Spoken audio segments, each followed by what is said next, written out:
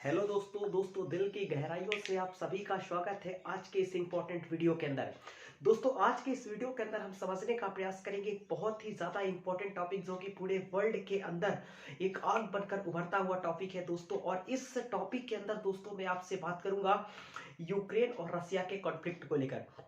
दोस्तों जब भी हम यूक्रेन और रसिया के कॉन्फ्लिक्ट की बात करते हैं तो इस चीज को मैं आपको बेसिक से समझाना चाहूंगा। दोस्तों क्या होता है, पहले रसिया और यूक्रेन बिल्कुल साथ साथ हुआ करते थे। कोल्ड वार के टाइम में यूक्रेन यूएसए का दोस्तों दुश्मन था, लेकिन ऐसी कौन सी बात हुई कि आज के टाइम में यूक्रेन जो है वो यूएसए का साथी बना हुआ है, यूएसए के साथ यूक्रेन की सहानुभूति है और रसिया का दुश्मन बन चुका है। दोस्तों काफी सारी चीजें, चाहे वो कल्चर की को लेकर बात हो, चाहे वो रिलीजन को लेकर बात हो, या फिर दोस्तों किसी तरीके की लिंग्विस्टिक की बात हो, हर तरीके की चीजें रसिया के साथ यूक्रेन शेयर करता हुआ आया है। लेकिन ऐसे कौन से रीजन है कि आज के टाइम में दोस्तों यूक्रेन जो है वो बिल्कुल ही तरीके से रसिया का दुश्मन बन चुका है और रसिया यूक्रेन पर युद्ध छेड़ चुका है। यह युद्ध कितने दिन चलेगा इसके बारे में भी एक्सपेक्टेशन नहीं की जा सकती है।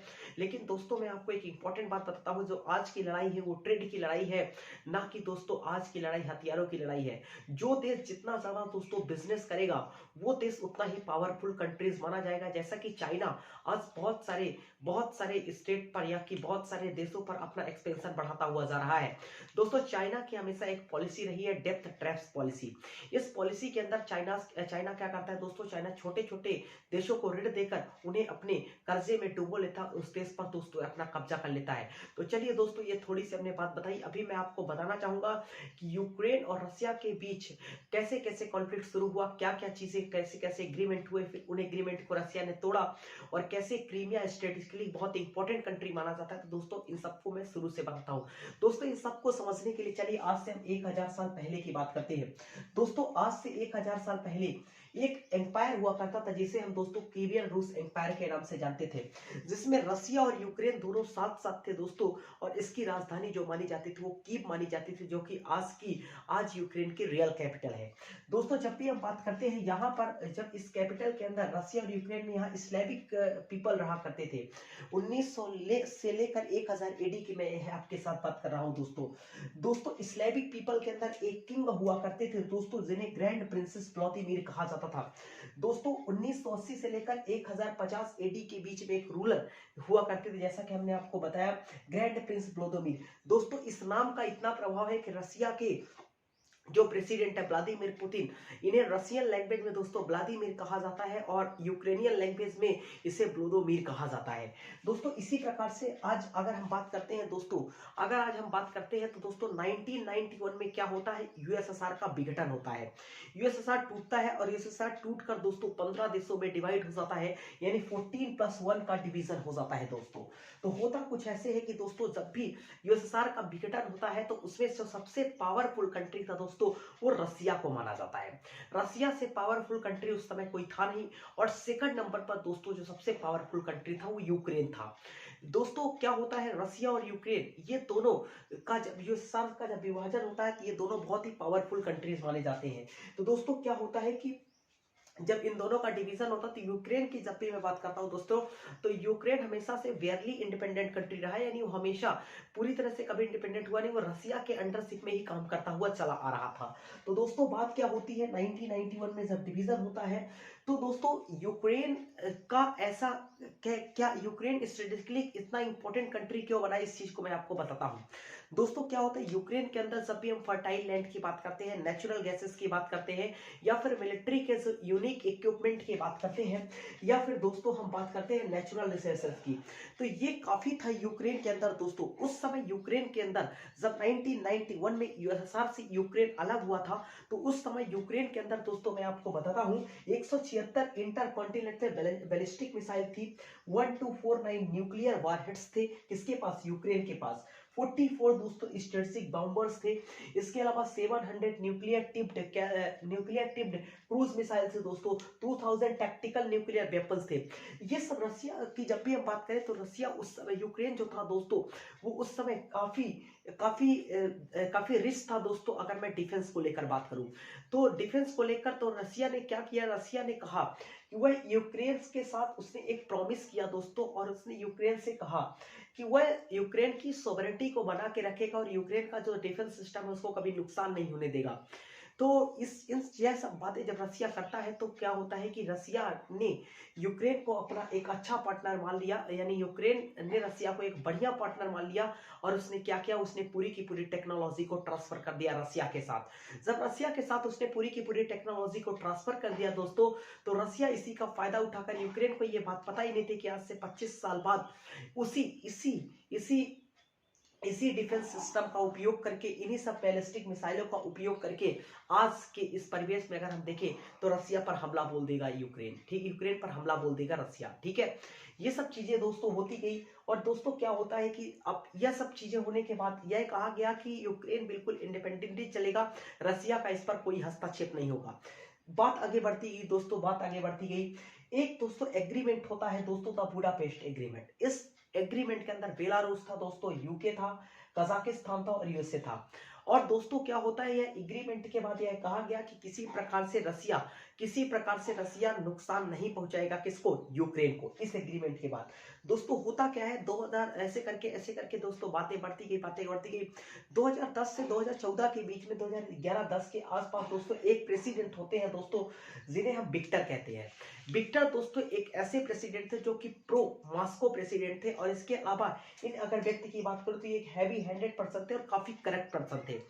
तो दोस्तों जब ये प्रेसिडेंट बनते हैं दोस्तों 2010 से 2014 के बीच में, किसके, रसिया के, तो बात कुछ ऐसी होती है दोस्तों, रशिया यूक्रेन के प्रेसिडेंट जब ये बनते हैं तो दोस्तों जब बात कुछ ऐसी होती है, अब ये काफी करप्ट पर्सन थे, ये प्रो मॉस्को थे दोस्तों।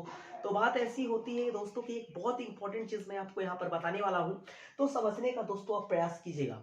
यहाँ पर दोस्तों होता क्या है, अब इनके पास दो ऑप्शन था दोस्तों। जब भी हम यूक्रेन की बात करते हैं तो ये यूरोपियन यूनियन के और रसिया के बीच में ये कंट्री दोस्तों पड़ता है यूक्रेन, और यहाँ पर नेचुरल रिसोर्सेस काफी है, जैसा कि हमने आपको शुरू में बताया था, इस पर defence system, natural resources, fertile land काफी था। तो दोस्तों बात कुछ ऐसी होती, यूरोपियन यूनियन जो था वो ये चाहता था कि यूक्रेन उसके पक्ष में आ जाए, यूक्रेन उसके लिए इंपॉर्टेंट है, और रसिया भी ये चाहता था कि रसिया कभी भी यूरोपियन यूनियन पर मिलने ना पाए, यूक्रेन कभी भी यूरोपियन यूनियन पर मिलने ना पाए, ये रसिया चाहता था। तो अब दोस्तों, अब इसमें क्या होता है, जब इसमें बातचीत छिड़ जाती है दोस्तों, तो बात कुछ ऐसी होती है, अब इनके पास दो ऑप्शन था। एक ऑप्शन था दोस्तों, या कि यूरोपियन यूनियन, या कि जो यूक्रेन है, या तो यह यूरोपियन यूनियन में चला जाए, या फिर यह रसिया की तरफ मिल जाए। तो दोस्तों जो यूक्रेन की जनता थी वो यह चाहती थी कि जो डील हो वो डील यूरोपियन यूनियन के साथ हो, और लेकिन दोस्तों इन्होंने क्या किया, जो यहाँ पर इसके प्रेसिडेंट थे विक्टर ने 15%, दोस्तों विक्टर ने 15% क्या किया समझिएगा, विक्टर ने दोस्तों 15% के साथ क्या किया, 15% का यहाँ पर एग्रीमेंट किया, और 15 बिलियन डॉलर में दोस्तों इन्होंने क्या कर दिया, रूस के साथ, रसिया के साथ एग्रीमेंट कर लिया। जब रसिया के साथ एग्रीमेंट कर लिया तो ऐसा माना गया कि इन्होंने, ठीक है, ये मतलब रसिया की तरफ जा चुके हैं। अब बहुत इसके बाद दोस्तों क्या होता है, देश में बहुत सारे क्या होता है, बहुत बार दोस्तों नारे लगाए गए कि विक्टर वापस जाओ, विक्टर देश छोड़ो। तो 2014 में विक्टर देश को दोस्तों छोड़ देते हैं।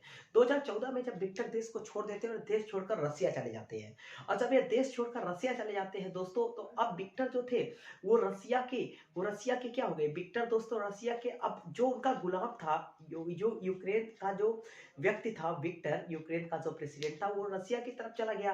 तो यानी जो रसिया का गुलाम था वो क्या किया, जब वो रसिया के पास आ गया तो रसिया मुसीबत में पड़ गया।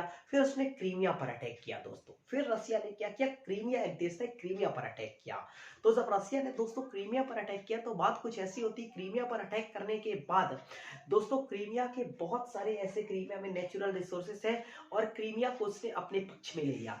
फिर कुछ दिन तक बात ऐसी होती है दोस्तों, 2014 में एक रूलर हुआ करती थी रसिया के अंदर, निकिता ने दोस्तों क्या किया, क्रीमिया को सौंप दिया किसे, यूक्रेन को, और उन्होंने क्रीमिया को गिफ्ट के तौर पर इसे सौंप दिया।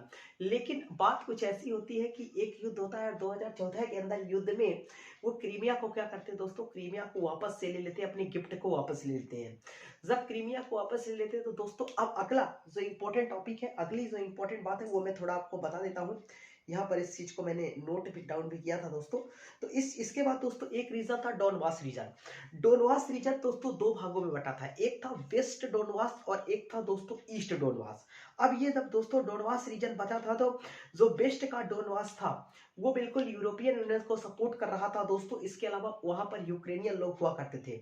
अब रसिया दोस्तों, अब यहाँ पर रसिया हमेशा सस्पिशियस में हुआ करता था वेस्ट डोनबास के अंदर, लेकिन दोस्तों जो ईस्ट डोनबास था यहाँ पर नेटिव रशियन हुआ करते थे और इसके अलावा ये लोग रसिया के बहुत क्लोज थे। ठीक है दोस्तों, लोग अब यहाँ पर ये लोग क्या करते थे, रसिया के साथ कुछ हिस्ट्री शेयर करते थे।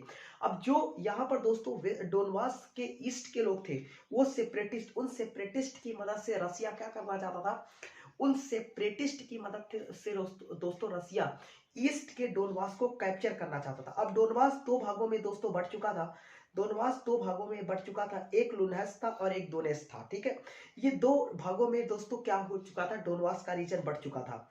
अब जब ये डोनबास का रीजन दोनों भागों में बढ़ चुका था दोस्तों, तो इस रीजन में बढ़ने के बाद अब लड़ाई हो गई ईस्ट डोनबास के लिए और ईस्ट डोनबास के अलावा वेस्ट डोनबास के लिए। वेस्ट डोनबास वाले लोग रसिया के अपोज में थे और ईस्ट डोनबास वाले लोग जो थे वो रसिया के फेवर में थे। तो बात कुछ ऐसी होती है दोस्तों, बात बढ़ती जाती है और यहाँ पर एक एग्रीमेंट होता है दोस्तों। तीन तरीके के एग्रीमेंट देखने को मिलते हैं। पहला एग्रीमेंट जो देखने को मिलता है वो रूस कहता है दोस्तों, रूस कहता है कि यूक्रेन कोई भी मिलिट्री ऑपरेशन नहीं करेगा। ऐसा कौन कहता है, रसिया। पहला एग्रीमेंट। दूसरा एग्रीमेंट है दोस्तों कि जो क्रीमिया है यह स्ट्रेटेजिकली रूप से रसिया का ही हिस्सा रहेगा। दो एग्रीमेंट दोस्तों यहाँ पर दो एग्रीमेंट देखने को मिले थे। तीसरा एग्रीमेंट भी दोस्तों हुआ था कि यूक्रेन कभी भी नाटो को ज्वाइन नहीं करेगा। नाटो अपना एक्सपेंशन बढ़ाता जा रहा था दोस्तों। मैं आपको बता देता हूँ 2020 में नाटो के अंदर एक रिसेंटली मेंबर जुड़ा था जो कि पेपर में पूछा जाएगा, नॉर्थ मैसेडोनिया। नॉर्थ मैसेडोनिया एक कंट्री है जो रिसेंटली 2020 में ही दोस्तों बना है और ये नाटो का मेंबर है। नाटो का मतलब होता है नॉर्थ अटलांटिक ट्रीटी ऑर्गेनाइजेशन दोस्तों। और नाटो के अंदर टोटल 29 मेंबर्स हैं। अभी एक नॉर्थ मैसेडोनिया को ऐड करके 30 मेंबर्स नाटो के अंदर हो चुके हैं। तो दोस्तों बात कुछ ऐसी होती है, बात आगे बढ़ती चलती है। ये तीन तरीके की डील हुई। तो जब ये तीन तरीके की डील हुई तो यूक्रेन के प्रेसिडेंट कहते हैं कि हम किसी भी ये हम डिसाइड करिए। यह बात तो यूक्रेन के प्रेसिडेंट को अच्छी नहीं लगी, तो वो कहते हैं कि हम ये डिसाइड करेंगे कि हमें नाटो का मेंबर बनना है कि नहीं। वह हम डिसाइड करेंगे कि यूक्रेन मिलिट्री ऑपरेशन करेगा अपनी पीस के लिए कि नहीं। और ये हम डिसाइड करेंगे कि चूंकि क्रीमिया तो यूएसए द्वारा छीना हुआ एरिया था, जो क्रीमिया था दोस्तों वो रसिया के द्वारा छीना हुआ एरिया था, इसलिए उन्होंने कहा कि रसिया का स्ट्रेटेजिकली पार्ट नहीं है। ये सब बातें हुई 1990 में दोस्तों। नाटो अपने एक्सपेंशन को बढ़ाता जा रहा था लगातार कंटिन्यू। अल्बेनिया, क्रोएटिया, मोन्टेनेग्रो 2017 में इसका एक नया मेंबर मोन्टेनेग्रो बना। इस तरह से दोस्तों कई कंट्री बनते चले जा रहे थे।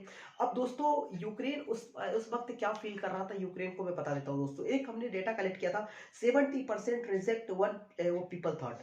70% लोग दोस्तों यूक्रेन के ये मानते हैं कि रसिया और यूक्रेन एक नहीं हो सकती, यानी रसिया और यूक्रेन दोनों एक नहीं होना चाहते 70% लोग। 72% कंसीडर रसिया अ हॉस्टाइल स्टेट। 72% लोग ऐसा मानते हैं कि रसिया जो है वो एक हॉस्टाइल स्टेट है। 33.3% रेडी टू टास्क अब आर्म्स अगेंस्ट रसिया। मतलब 33% लोग रसिया के अगेंस्ट हथियार उठाना चाहते हैं, किसके, यूक्रेन के। 21.7% ready to state civil resistance. मतलब सिविल रेजिस्टेंस झेलने को तैयार है 21% लोग। 67% टू बान ज्वाइन द यूरोपियन यूनियन। यानी 67% लोग ऐसे हैं दोस्तों, 67% लोग ऐसे हैं जो यूरोपियन यूनियन को ज्वाइन करना चाहते हैं लेकिन रसिया को ज्वाइन नहीं करना चाहते। 59% want to join the NATO और 59% लोग ऐसे हैं दोस्तों जो को नाटो को ज्वाइन करना चाहते हैं। अब बात दोस्तों कुछ ऐसी होती है, ये रसियन लोगों की मेंटलिटी है।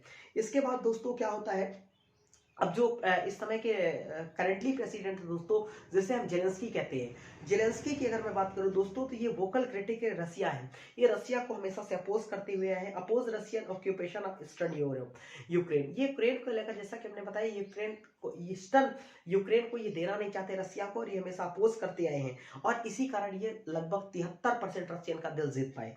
और दोस्तों एक तरफ जो पुतिन है वो ये चाहते हैं कि रसिया जो है एक बहुत एक्सपेंसिव कंट्री बने और यूक्रेन नाटो के अंदर ना मिले, यह पुतिन चाहते हैं। और रसिया का यह जो रसिया की स्ट्रेटेजिक पोजीशन है इसको बढ़ाना चाहते हैं। कौन इसको बढ़ाना चाहते हैं? Vladimir Putin. इसी वजह से दोस्तों दोनों के बीच युद्ध छिड़ा हुआ है। तो ये हमने पूरा डिटेल में आपको वीडियो समझाया है दोस्तों। जो भी चीजें आपको जहां पर भी दोस्तों आपको डाउट होता है आप कमेंट कर सकते हैं। कुछ डेटास की मदद हमने ली और इस डेटास की मदद से दोस्तों हमने आपको सरल वे में समझाने का प्रयास किया है। दोस्तों डेफिनेटली अगर ये वीडियो अच्छा लगा तो आप इस वीडियो को शेयर करिए, मैक्सिमम लोगों तक इस वीडियो को पहुंचाने का प्रयास करिए, चैनल को सब्सक्राइब करिए, वीडियो को लाइक करिए। तो दोस्तों मिलते हैं आपसे नेक्स्ट वीडियो में फिर एक करंट पॉइंट लेकर, तब तक के लिए take care, good bye, love you all, जय हिंद।